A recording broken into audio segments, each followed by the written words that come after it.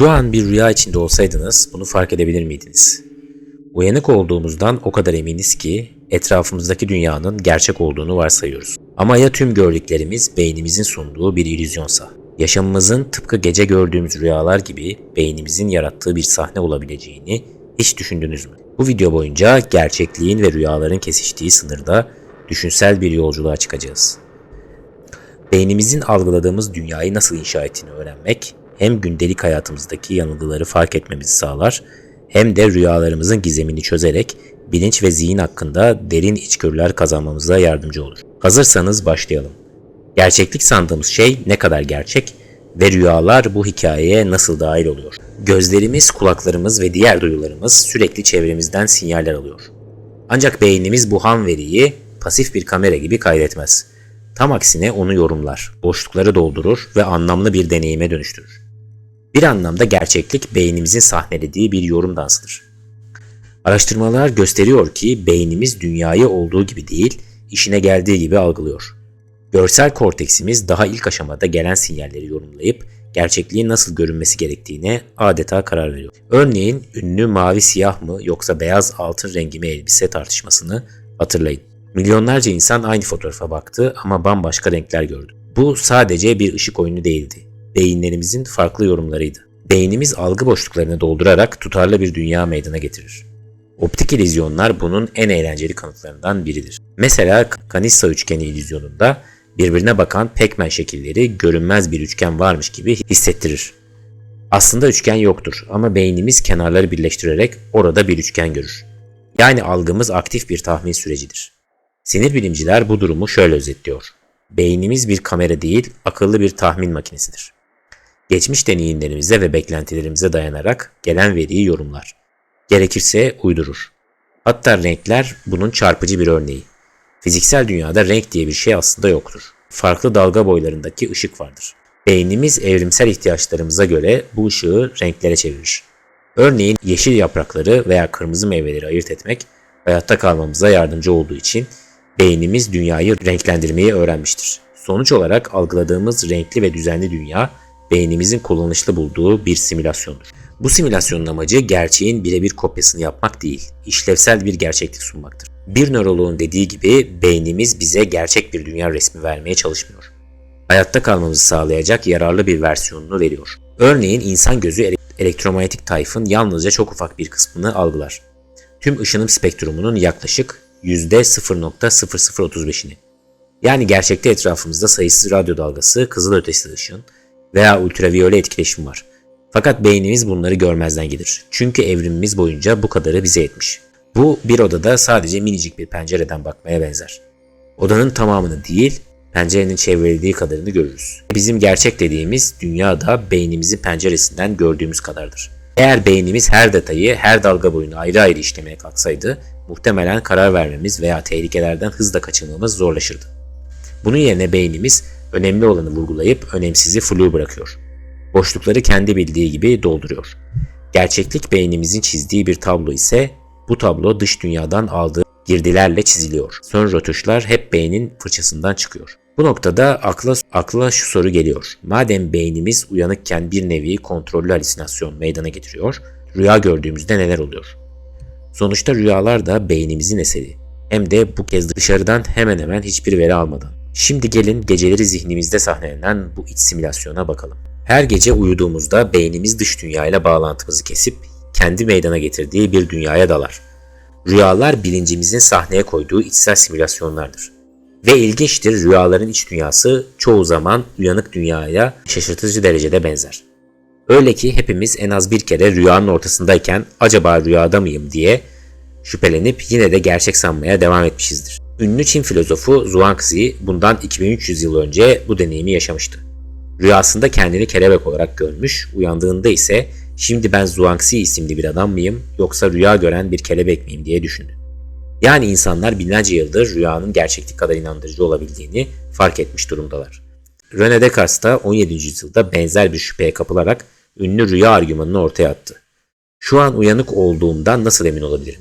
Geçmişte rüyalarımda tamamen gerçek sandığım şeyler yaşadığıma göre belki şimdi de rüya görüyorumdur. Descartes rüyaların bizi duyularımız konusunda nasıl yanıltabileceğini vurgulayarak gerçek sandığımız her şeyin aslında bir rüya ürünü olabileceği fikrine kadar gitti. Peki rüyalar gerçekten ne kadar gerçekçi olabilir? Bilim insanları bu soruya yanıt aramak için rüya gören beyinleri incelemeye başladılar. Özellikle REM uykusu, hızlı göz hareketlerinin görüldüğü evre sırasında insanlar uyandırıldığında çoğunlukla canlı, karmaşık rüyalar anlatıyorlar. Bu rüyalar genelde bir hikaye yapısına sahip. Sanki bir film izler veya roman okur gibi olaylar ve sahneler içeriyor. Rüya gören kişi etrafında insanlar, mekanlar, nesneler ve hatta doğa olayları deneyimliyor. Tıpkı uyanık hayatındaki gibi duyular hissedebiliyor. Çoğu rüya yoğun şekilde görseldir. Renkli ve hareketli sahneler görürüz. Sıklıkla sesler duyarız, konuşmalar, gürültüler. Bazen dokunma hissi bile gelebilir. Hatta nadiren tat ve koku bile alabiliriz. Korku, sevinç, şaşkınlık gibi duygular da aynen gerçeklikteki gibi yaşanır. Yani rüyadaki deneyimimiz gerçek bir duysal deneyim gibidir. Beynimiz rüya sırasında adeta bir yönetmen gibi davranıp başrolünde yine kendimizin olduğu bir film üretir. Dışarıdan hiçbir veri akışı olmasa da belleğimizdeki anılar, zihnimizdeki bilgiler ve hayal gücümüz devreye girer. Bunlardan oluşan bir dünya inşa edilir. Bu dünyada genellikle tanıdığımız yüzler, gündelik mekanlar veya aşina olduğumuz kavramlar yer alır. Yani rüyalarımız tamamen rastgele değil, beynimizin düzenleme prensiplerine uygun. İlginç bir detay olarak beyin taramaları göstermiştir ki REM uykusunda beynimiz neredeyse uyanık olduğumuz kadar aktif çalışıyor. Özellikle görsel korteks gibi bölgeler yüksek etkinlik gösteriyor. Bu da rüyalardaki zengin görsel deneyimi açıklıyor. Dahası rüyalarda mantık ve muhakeme kısmen devre dışı kaldığı için garip ve tutarsız olayları bile normal karşılarız. Örneğin uçabildiğimizi görürüz veya yıllardır görmediğimiz biri aniden karşımıza çıkar. Fakat biz bunu sorgulamayız. Bu da rüya dünyasının kuralsız ve sürprizlere açık doğasını oluşturuyor. Rüya görmek aslında beynimizin doğal bir simülasyon kurma yeteneğinin göstergesidir. Uyanıkken dış duyuların da yardımıyla gerçekliği simüle ediyorduk. Uyurken ise tam içeriden gelen verilerle bunu yaparız. Zihnimiz provalar yapar gibi gerçek hayatta mümkün veya bazen imkansız senaryoları deneyimler. Bilim insanları rüyaların olası işlevleri üzerine çeşitli teoriler geliştiriyor. Bellek pekiştirme, duysal düzenleme veya hatta tehlikelere karşı prova yapma. Atalarımız için tehditkar durumları rüyada test etmek gibi. Bunlardan bazıları. Henüz tüm cevaplara sahip olmasak da bir şey net. Rüyada yaşadıklarımız beynimizin gerçekliği üretme gücünün en çarpıcı tezahürlerinden biri. Fakat çoğu rüyada önemli bir eksik var. Farkındalık.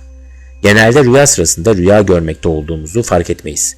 Ne olduğunu sorgulamadan yaşarız. Peki ya rüya içinde rüya gördüğünün farkında olsan nasıl olurdu? İşte bu soru bizi bir sonraki büyüleyici konuya getiriyor.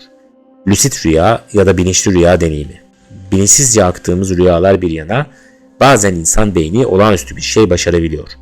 Rüya gördüğü sırada bunun bir rüya olduğunun farkına varmak. İşte bu duruma lucid rüya veya Türkçesiyle bilinçli rüya deniyor. Bilinçli rüya sırasında kişi rüyanın içinde olduğunu anlar ve çoğu zaman rüyanın akışını kısmen de olsa kontrol edebilir. Düşünün, rüyadasınız ve birden bu bir rüya diyerek uyanmadan rüyaya devam ediyorsunuz. Üstelik kuralları biraz da siz belirliyorsunuz. Bu fenomen hem tarihi olarak belgelenmiş hem de günümüzde bilimsel olarak araştırılıyor. Öncelikle tanımını netleştirelim. Lucid rüya demek kişinin uyku halinde rüya gördüğünün bilincinde olması ve uyanmadan bu rüyayı sürdürebilmesi demektir. Bu durumda rüya gören kişi şu an bedenim yatakta uyuyor. Ben zihnimin ürettiği bir dünyadayım. Farkındalığını taşır.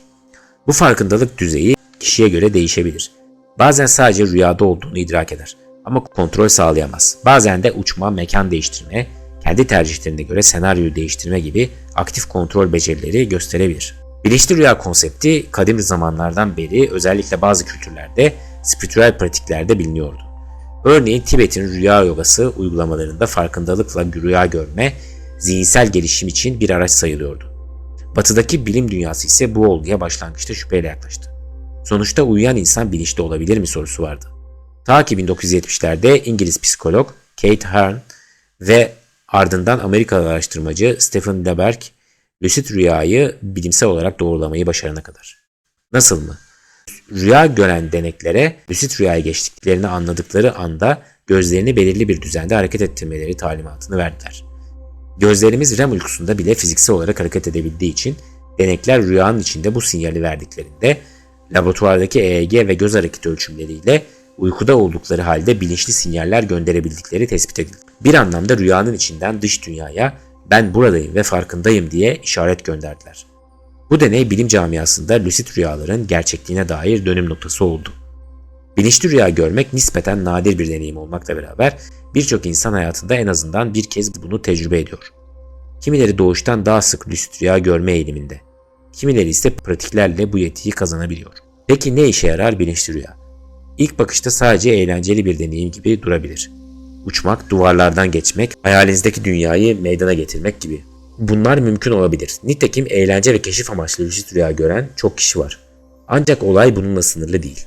Uzmanlar bilinçli rüyaların bazı psikolojik ve nörolojik faydaları olabileceğini düşünüyor.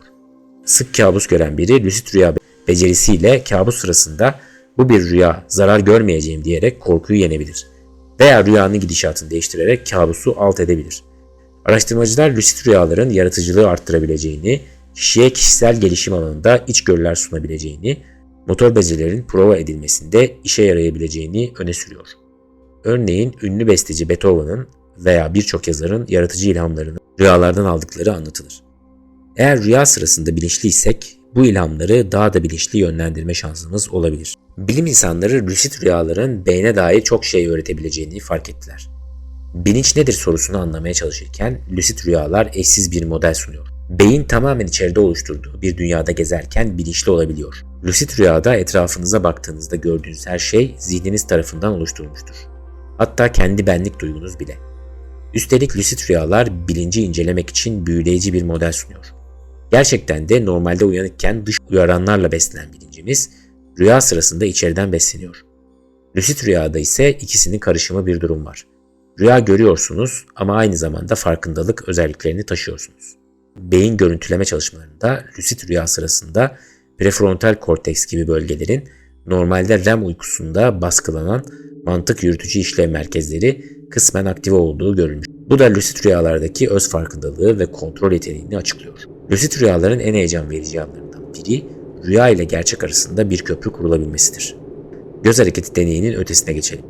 2021'de yapılan uluslararası bir araştırma rüya sırasında iki yönlü iletişimin mümkün olduğunu gösterdi. Bilinçli rüya gören deneklere matematik soruları sorup evet hayır soruları yönelttiler. Ve denekler bunlara göz hareketleri ya da yüz kası tepkileriyle doğru yanıtlar verebildi. Yani kişi derin uykuda rüya görürken dış dünyadan gelen bir soruyu anlıyor ve anında cevap verebiliyordu. Araştırmacılar bunu etkileşimli rüya, interactive dreaming olarak adlandırıyor. Bu deney bilincin uyku sırasında kopuk ve ulaşılmaz olmadığını, doğru yöntemlerle rüyanın içiyle konuşmanın mümkün olabileceğini ortaya koydu. Daha da çarpıcısı 2024 yılında Kaliforniya'da bir ekip iki ayrı kişiyi uyku sırasında birbirine bağlayarak bir kelimeyi rüyalarında birbirlerine iletebilmelerini sağladıklarını duyurdu. İki deneyimli lucid rüya görücüsü beyin dalgaları ve sesli uyarılarla desteklenen bir sistem sayesinde rüyalarında aynı kelimeyi duydular ve birbirlerine aktardılar. Böylece ilk kez iki insanın rüya ortamında iletişim kurduğu iddia edildi. Bu deney henüz doğrulanıp tekrarlanmaya muhtaç ama eğer gerçekse sanki rüya içinde mesaj kavramı bilim kurgu olmaktan çıkıyor demektir. Görüldüğü gibi lucid rüyalar sadece kişisel bir merak konusu olmaktan çıkıp bilimsel bir araştırma alanına dönüştü. Üstelik potansiyel uygulamaları da ufkumuzu genişletiyor. Kabus terapisi, yaratıcılık kampları, hatta belki ileride uyku sırasında eğitim veya problem çözme seansları bile mümkün olabilir. Peki lucid rüyaları deneyimlemek herkes için ulaşılabilir mi? Bu soruyla birlikte teknolojinin devreye girdiği noktaya geliyoruz. Videomuza kaldığımız yerden devam edeceğiz. Dinlediğiniz için teşekkürler, sağlıcakla kalın.